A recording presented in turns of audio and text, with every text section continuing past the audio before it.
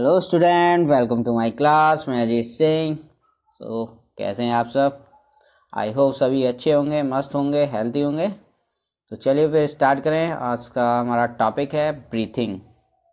ठीक है, before starting the session discuss कर लेते हैं लास्ट वीडियो में हमने क्या कराया था। देखिए, लास्ट वीडियो में हमने पढ़ाया था वाई डू वी रेस्पायर। ठीक है, हम श्वसन क्यों करते हैं। जनरल इंट्रोडक्शन पढ़ा था, क्यों करते हैं? क्योंकि हमें एनर्जी की ज़रूरत होती है और वो एनर्जी हमें रेस्पायरेशन से ही मिलती है। जब हम रेस्पायर करते हैं तभी हमें एनर्जी प्रोवाइड होती है। फिर मैंने डिस्कस किया था कि रेस्पायरेशन जो होता है वो दो तरह से हो सकता है, यानी 2 टाइप हो सकते हैं रेस्पायरेशन के।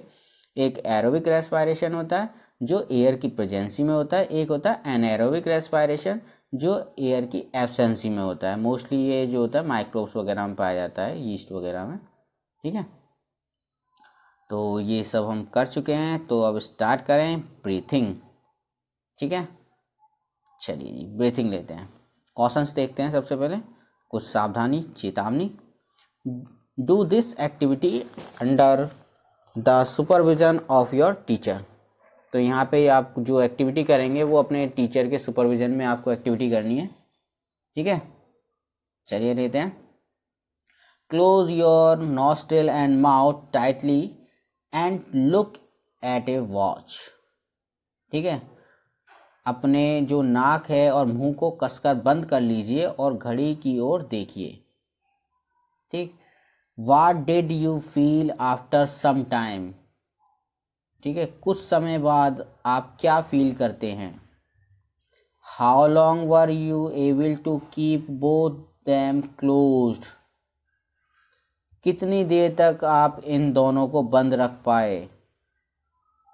Note down the time for which you could hold your breathe. तो टाइम को नोट कीजिए जब तक आप अपनी सांस को रोक पाए। जितने समय तक आप अपनी सांस को रोक पाए उस टाइम को नोट कीजिए। ठीक है, चलिए देखते हैं। So now you know that you can not survive for a long without breathing.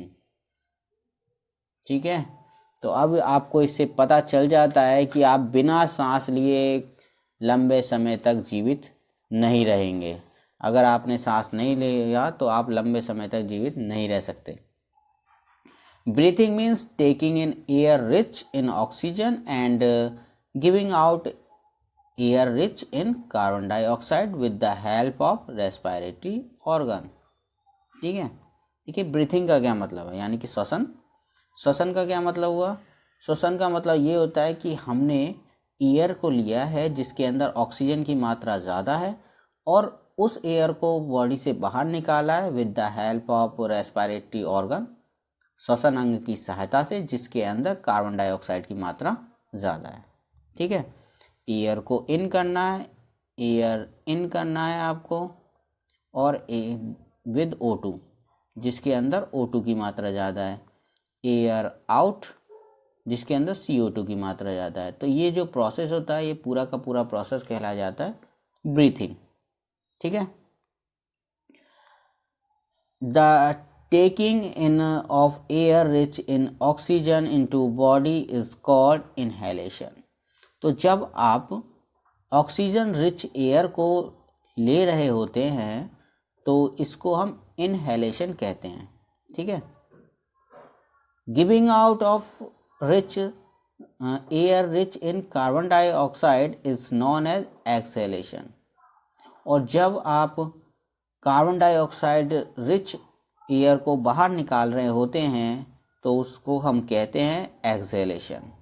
ठीक है, यानी कि जब आप एयर को इन कर रहे हैं तो इस प्रोसेस को हम कहेंगे इनहेलेशन, और जब आप एयर को आउट कर रहे हैं तो इस प्रोसेस को कहते हैं हम exhalation.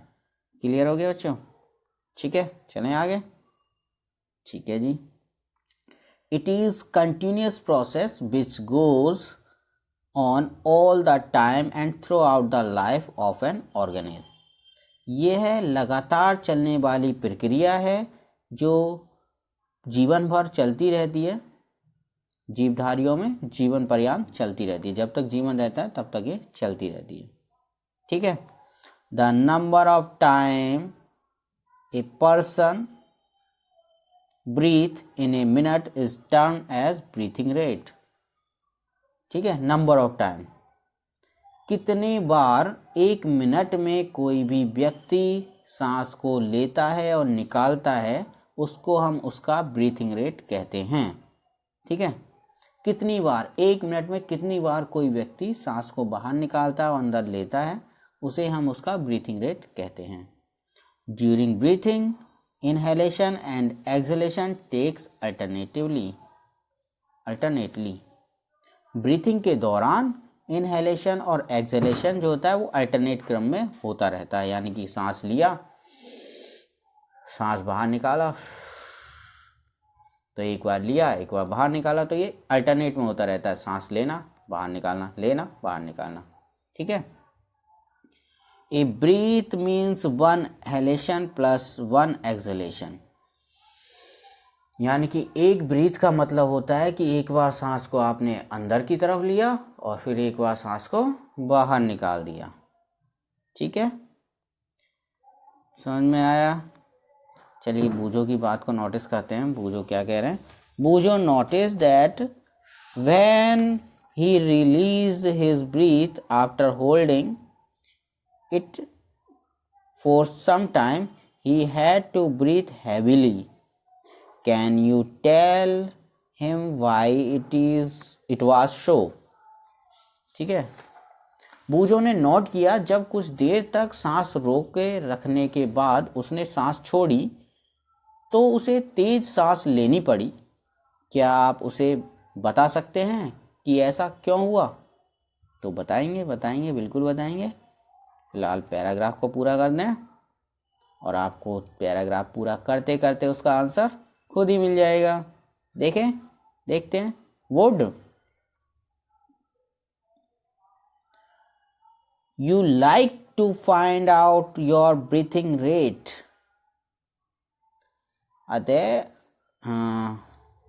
Would you like to find out, तो क्या आप अपना ब्रीथिंग रेट पता करने का प्रयास करेंगे? Do you want to know whether it is constant or it change according to the requirement of oxygen by the body?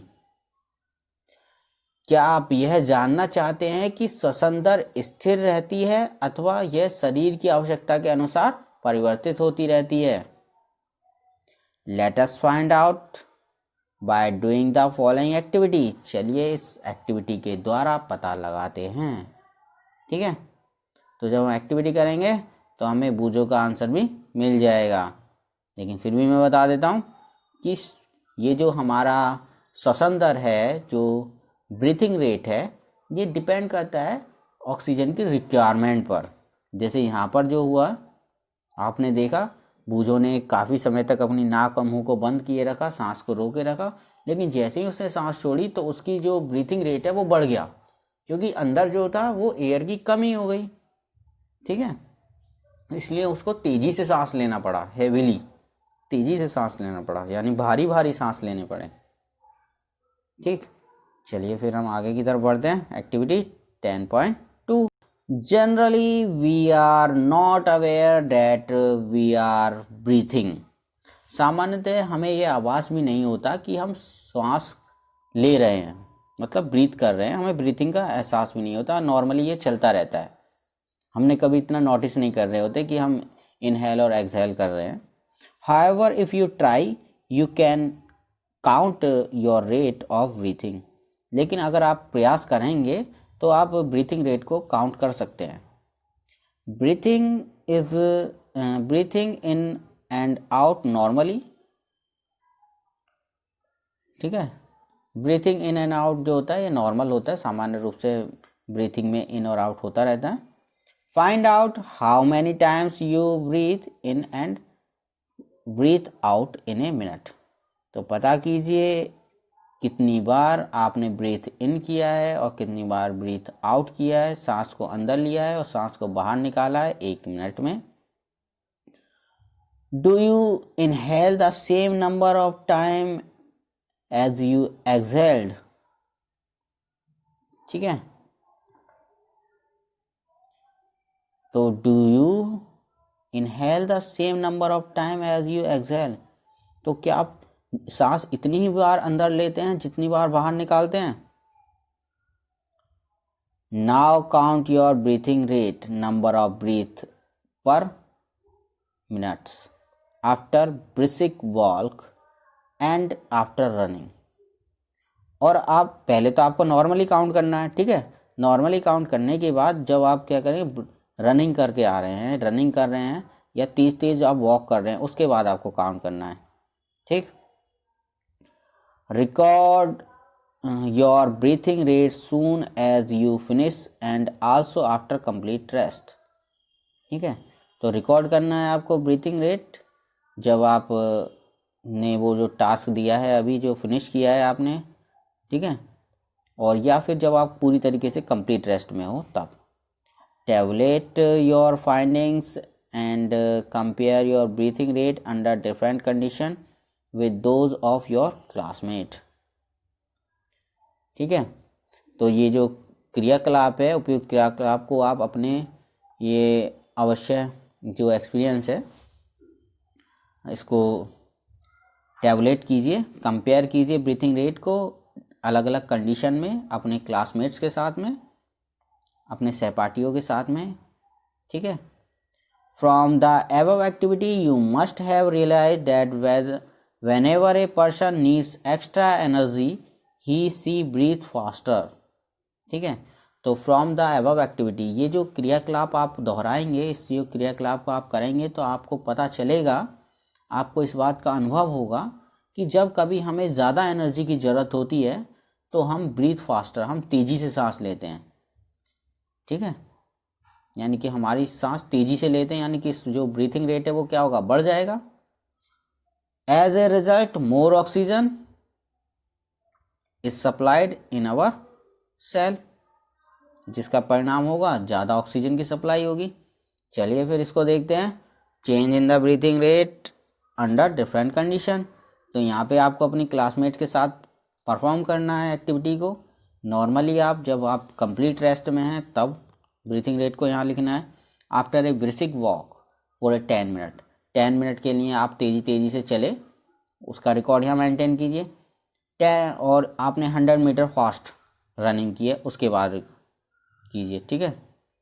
फिर एट रेस्ट, कंप्लीट रेस्ट के बाद, ठीक है। यहाँ पे आपको ब्रीथिंग रेट नोट करना है। चलिए इसको देखते हैं यहाँ पे क्या बता रहे हैं ये। On an average an adult human being at rest breathe in and out 15 to 18 times in a minute. अगर हम एवरेज लेके चलते हैं ना, एवरेज ब्रीथिंग रेट लेते हैं किसी भी एडल्ट ह्यूमन बीइंग के लिए, तो वो 15 से 18 बार 1 मिनट में एयर को अंदर लेता है और एयर को बाहर निकालता है, ठीक है। इनहेल करता है और एक्सहेल करता है 15 से 18 बार। During heavy exercise the breathing rate can increase up to 25 times per minute. और जब तेज़ी से, यानी कि हमने कोई हैवी एक्सरसाइज की है, तो हैवी एक्सरसाइज के दौरान ये रेट लगभग 25 टाइम्स पर मिनट बढ़ जाता है। While we exercise, not only do we breathe fast, we also take deep breath and thus inhale more oxygen, ठीक है। While we exercise, जब हम एक्सरसाइज कर रहे होते हैं तो हम अगर तेज़ी से सांस भी ना लें तो हम गहरी गहरी सांसें लेने लगते हैं, गहरी गहरी सांस भी लेते हैं और इस प्रकार अधिक ऑक्सीजन ग्रहण कर लेते हैं। जब हम व्यायाम कर रहे होते हैं, जब हम व्यायाम करते हैं तो हम ना केवल तेज़ी से सांस लेते हैं बल्कि हम गहरी सांस भी लेते हैं और इस प्रकार अधिक ऑक्सीजन ग्रहण कर लेते हैं। समझ में आया? एक्सरसाइज के दौरान हम केवल फास्ट ब्रीथ ही नहीं करते, तेज़ी से सांस ही नहीं लेते बल्कि गहरी सांस भी लेते हैं। चलिए जी अब आगे बढ़ते हैं। It speeds up the breakdown of food and more energy is released, जिससे जब हम ऑक्सीजन की मात्रा बढ़ जाती है तो इससे क्या होगा, भोजन जो हमने फूड खाया है ना, फूड का विखंडन हो जाएगा, ब्रेक डाउन हो जाएगा फूड, और उससे अधिक मात्रा में एनर्जी रिलीज होगी। Does the explain why do we feel hungry after a physical activity. क्या मतलब आपने सारे क्रियाकलाप के बाद हमें भूख क्यों लगती है? तो कोई बता सकता है? डज दिस एक्सप्लेन, तो क्या आप इसको एक्सप्लेन कर सकते हैं कि हमें शारीरिक क्रियाकलाप के दौरान यानी कि फिजिकल एक्टिविटी के बाद में हंग्री, भूखा क्यों महसूस होती है, भूख क्यों लगती है? ठीक है। When you feel drowsy does your breathing rate slow down. जब आप नींद यानी कि नींद सी आ रही हो, है ना, आलस कहें एक तरीके से, उबाई आ रही है, नींद सी आ रही है, your breathing rate slow down, तो क्या आपका श्वसन दर कम हो जाती है? क्या आपकी श्वसन दर कम हो जाती है? Does your body receive sufficient oxygen, तो क्या आपकी बॉडी को पर्याप्त मात्रा में ऑक्सीजन मिल पाती है? चलिए पता करें फिर। ठीक है जी, पता करते हैं। एक्टिविटी 10.3 से पता करेंगे इसको। एक्टिविटी 3.10 क्या कह रही है? सॉरी, एक्टिविटी 10.3 उल्टा हो गया। Figure 10.3 show the various activity carried out by a person during a normal day. Can you say in which activity the rate of breathing will be the slowest and in which it will be fastest? देखिए यहाँ पर ये different activity दिखाई गई हैं person के द्वारा, तो क्या आप बता सकते हैं किस एक्टिविटी में ब्रीथिंग रेट सबसे कम होगा और किस एक्टिविटी में ब्रीथिंग रेट सबसे ज़्यादा होगा? Assign number to the picture in the order of increasing rate of breathing according to your experience. अपने एक्सपीरियंस के द्वारा आपको यहाँ पे नंबर देना है किस में ब्रीथिंग रेट सबसे ज़्यादा होगा, किस में ब्रीथिंग रेट सबसे कम होगा। ठीक है, तो पहली की बात कर लेते हैं जी। पहली क्या कह रही हैं? I want to know why we yawn when we are sleepy or drowsy. पहली जानना चाहती है कि जब हमें नींद आती है या झपकी आती है तो हम झमाई क्यों लेने लगते हैं। ठीक है, हमें झमाई सी आने लगती है, मतलब नींद आ रही होती है ना, तो झपकी सी लेने लेते हैं हम, झमाई सी। ठीक है, आई होप आपके समझ में आया होगा।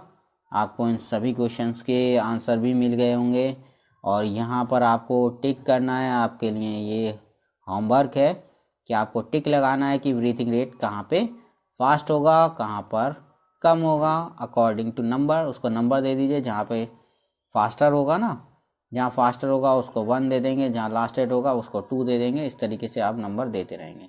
ठीक है, चलिए तो फिर मिलते हैं नेक्स्ट वीडियो में। तब तक के लिए tata bye bye, keep watching the video. Thank you so much.